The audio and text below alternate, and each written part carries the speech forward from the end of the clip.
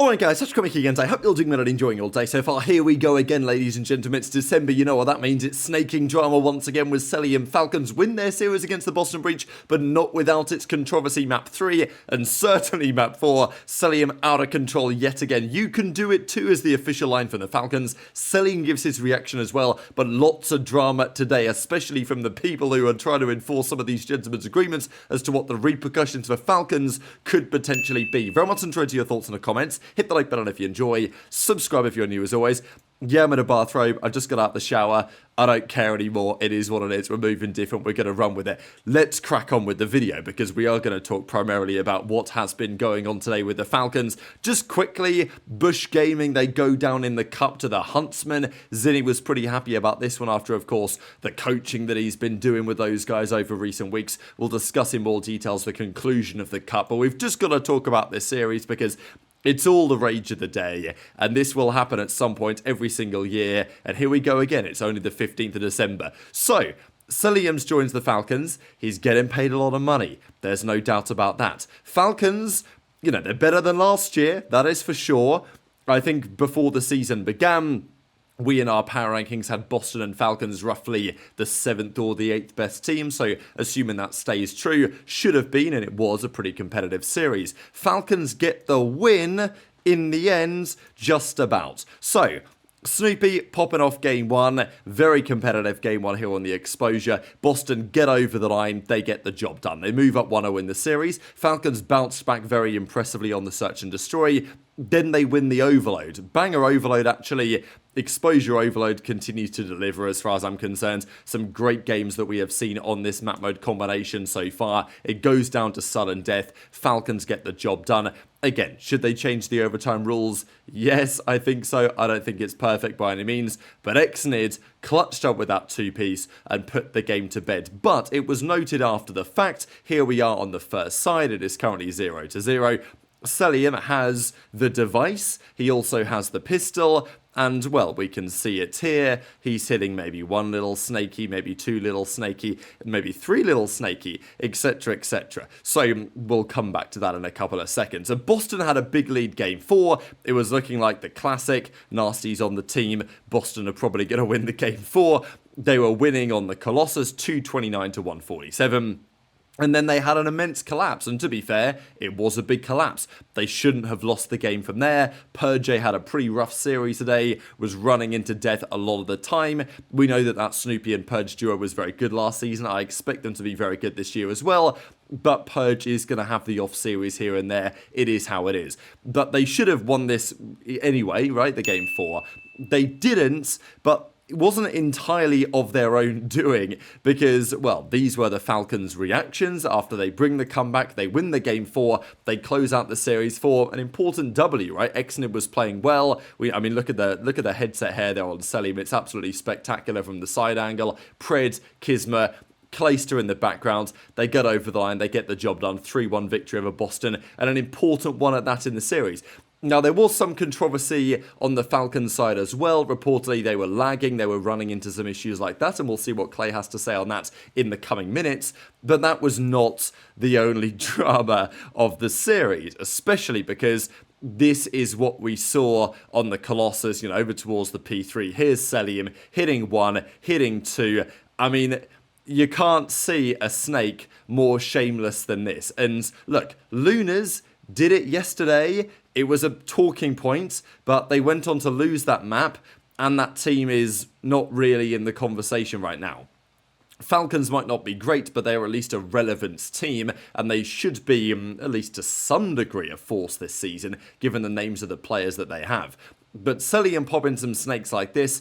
Look, Cellium, King Cobra for a reason. There is a reason why he is the face of snaking and has been for a very long time. If you guys are just brand new and unfamiliar with this concept, effectively what Cellium's doing here by just about going prone and standing up again makes your character model incredibly difficult to hit, breaks the cameras, and a couple of years ago in COD, this was free reign everywhere and the game was basically unplayable and unwatchable at the pro level to a certain degree. The players decided over the last couple of years with the help of Zuma, they were going to ban this. You can hit one pump, That's all you're allowed. And some players will abuse that to its extreme. They'll hit the one pump and then they'll go for the gunfight. But, you know, this is not one pump. This is multiple pumps. Cellium knows exactly what he's doing here. He knows for sure that the gentleman's agreement that the pros have in place is being broken by him in these moments. So as a result of that, the CDL won't care, it's not their rule, but the players, remember last year when Simp hit that snake on the Lambo on the Hacienda, and the Gentlemates boys and Dan Ghosty especially were not very happy about it. Dan Ghosty even gives his perspective on the matter as well. So a couple of clips to share for you guys here, reaction to this moment, and then also Cellium's response, where he says, yeah, I snaked, but there's more to it than just that. Keep your eye to the minimap.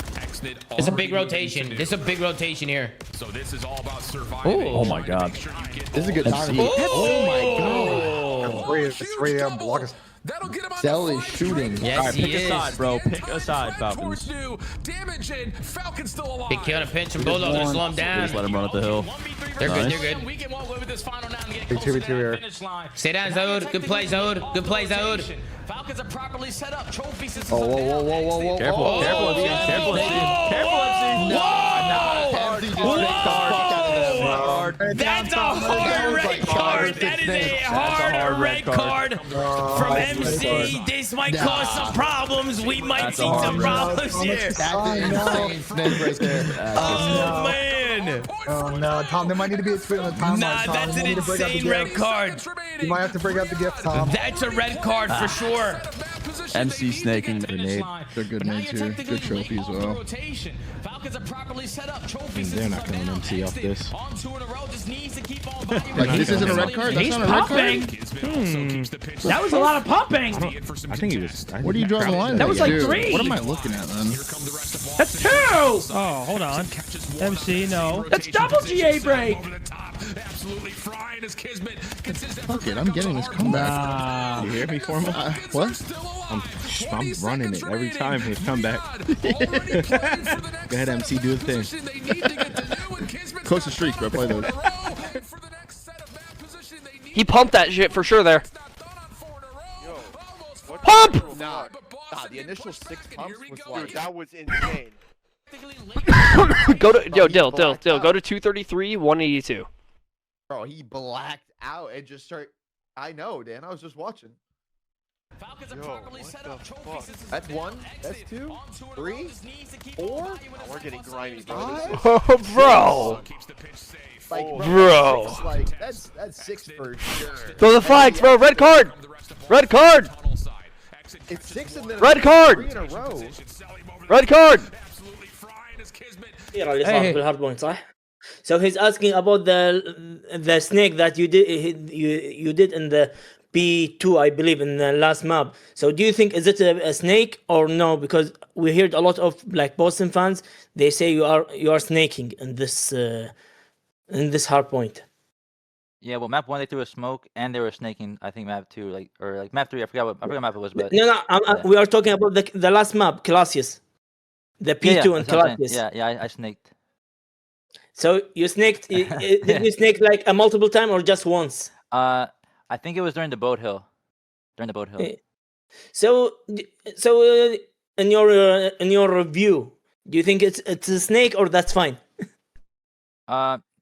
It depends on what you call a snake. It could be not a snake, but it depends. يقول على حسب الشخص يشوفها سنيك ولا ما هي سنيك. ممتاز يعني ما فيها سنيك. So Falcons say there are some caveats here. The Boston boys, they threw a smoke map 1, they were snaking apparently map 2 or map 3, so this is the debate, right? It's like, okay, well if they did it first, if they threw a little snake, this is always, I think, the problem to a certain degree as well, and this is why these GAs are very hard to enforce. Let's say I'm running around the map, I see someone hit what looks like a snake. Maybe they only one pumped, maybe it was perfectly legal, but you don't really know at the time. Okay, maybe Cellium's right and they did properly snake him during the game 2 or 3. I've not seen a clip of that yet from the Boston side. But, it's plausible that they, hit a 1 pump and it was probably okay, maybe a bit grey area, and then Cellium decides, all right, lads, all bets are off, I'm going all-out warfare with the snaking, and then it descends into absolute chaos, right? So this is the issue when benefit of the doubt is not given, I would say. And this is the reaction from the players. So this is hilarious stuff. You guys may remember a few years ago back in Cold War, I didn't get into trouble exactly, but Cellium did that tweet when he put my thumbnails in the tweet. And he did the clarification because I put like weirdo in the thumbnail because I think Formal had called him a weirdo for snaking. And we're back, ladies and gentlemen, we are back. Purjay says, virgin snaking, COD is so unserious. This got deleted. This one, however, I think is still up. I don't really want to refresh just in case it has been deleted, although I probably will do it in a second just to make sure. Yo, Cellium, play the game properly, you weirdo. It is every year with you. Let's see if this has been deleted yet. Hopefully not. I back Nasty to have not deleted it. It's still up, ladies and gentlemen. Good man. So, look, you can do it too, right? FaZe up or Falcons up, whatever they're going to do nowadays. But we're back, right? Purjay's calling him a virgin. We've got Nasty calling him a weirdo. Well, I guess we've got to put it on the thumbnail, haven't we, right? All these years later. But, you know, the game changes, but at the end of the day, many things stay the same. Nasty does admit, yeah, we bottled it, right? They shouldn't have lost the game 3. They shouldn't have lost the game 4. Boston might look back at this series. You know, I don't know, at the end of the year, who knows? They're fighting for champ spot with Falcons. This 10 points could be critical, who knows? But it's maybe not. But the point is, Boston probably shouldn't have trolled it. But equally, would they have lost it if Cellium wasn't hitting all the pumps that he did that helped them massively make that comeback happen? Now, of course, as I say, the Falcons have their response, they have their caveats. They say, well, we had packet burst all over the shop, we were struggling with lag, so, you know, almost like that excuses it to some degree. That at least is the implication of some of the tweets. Kismet tweeted something similar as well. Prid did a tweet too. Breaking Point did a tweet as well, you know, the Maradona hand of God, questions as to whether, you know, obviously certain things should be allowed or not. Then Looney comes out with the red card. So this is the discussion, right? We saw this time last year when Sib hit the snakes. Ghosty went on the tirade and said something like, I've put it in the group chat, we're going to get this dealt with, or whatever it was. And there were some thoughts about whether he should have done that or not either way. Dashy thought that he was kind of morally grandstanding, and there was lots of drama last year, but there's always drama. It's competitive Call of Duty, ladies and gentlemen. So what should the repercussions be? Because when we've seen this before, even HyDra popping a little stair glitch that happened towards the early part of last season on the Thieves, there was some talk about, oh, well, we didn't explicitly say what the punishment would be, so maybe we get away with this one, right? But generally what the pros do is they say, okay, if you were caught snaking, it's certainly an egregious red card like this. It's not really grey area. Like, this is over the line. I think no one will disagree with that in terms of what the rule is meant to be. It's meant to be the punishment is no scrims, right? You lose scrims for a few days or a week. Effectively, they blacklist you for a number of days.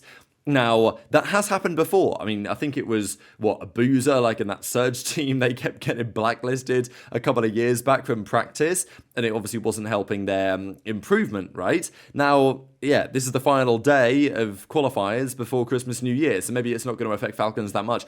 I think the question that many have, is this going to be enforced? Are we going to see the pros decide and say, look, Falcons, Cellium, like that was over the line. We're not happy with that. We are going to blacklist you from scrims for a certain amount of time, because if the pros don't do this and they, you know, because you're going to encourage this type of behavior, right? Like, we're going to get back to a point where Cellium King Cobra runs the league. And as I say, there's a reason why he's the face of snaking, right? And he's proved it again today. Now, Falcons, they are leaning into the villain role pretty heavily. They come out with this. You can do it too, Cellium. So, Falcons, I think they know on some level they're the villains of the scene to a degree. You can only be villains if you're actually good. So, they'll need to get better, I think, than where they are right now. But equally, I think it's okay for the Falcons to lean into this. It's good for the drama on some level that they back their player. But I don't think that the community should, as it were. The final thing I wanted to mention on this before we discuss some of the quick results before we close the video is Clayster's opinion on it. Now, look, Clay has his take. It's a very Falcons take, which you would expect, of course. But yeah, I thought the lack of addressing of the snaking was interesting. Solid first 2 weeks, end it 2-2. Proud to the lads for bouncing back. Furthermore, the fairness of the CDL needs to be addressed. We played 4 matches before the break when most teams only played thrice. Carolina only twice. Against against Boston, we were lagging for the first 60 seconds. We communicated it immediately, provided data from our backend to prove that it wasn't our internet, probably this whole CDL ping tool playing tricks again, did everything we were supposed to do in this situation, only to be told it's a client issue and the results will stand, whereas as far as they're concerned, that's not true. So, yeah, very interesting. Again, does it excuse Cellium snaking? No. Does it mean the CDL need to fix up? Absolutely yes. Does it mean that we should stop doing an online COD league? Also yes, but it's probably not going to change anything. I'm glad we won, but regardless of that, the consistency in rulings and decisions from the admins are poor at best, not to mention removing Blackheart from the pool 2 days before the matches start. Wasn't really the league's fault on that one, but hey, I'm sure everyone will tell me to cry more, when really I just want the league to be as fair as possible. Now look, everything that Clay says here is perfectly fair and reasonable and justifiable, and I'm on board with basically every single piece that he says. As I say, the Blackheart thing probably wasn't the CDL's fault, but, you know, they could have maybe held an alternative, whatever. I think Clay's on the money, right, with his criticisms of the league. The criticism of Clayster is like, well, hang on a second, we're talking about the fairness of the CDL, but there's no addressing of your own player breaking the fairness gentleman's agreement, which has been in place now for a good couple of years, and successfully so for the fans and for the players themselves. So that was that. Intrigued to your thoughts in the comments. Falcons get the win 3-1. Cell had a 1.4 at the end of all that. What a series out of him for multiple reasons. The next series that just concluded actually was Heretics versus Cloud9. They got a victory in 5. Again, Heretics, they love taking these series the distance. The Cloud9 boys, they got the victory game 4. But in 5, they just didn't have enough, really. It went to a scar. Not my favourite Search and Destroy to watch by any means, but yeah, you can't win them all in a game 5. This time it's Heretics that get the job done after losing the one to OpTic the other day. FaZe versus Toronto, we'll talk about tomorrow morning. Very much intrigued to your thoughts in the comments. Hit the like button if you enjoyed. Subscribe if you're new. Take care, and I'll see you next time.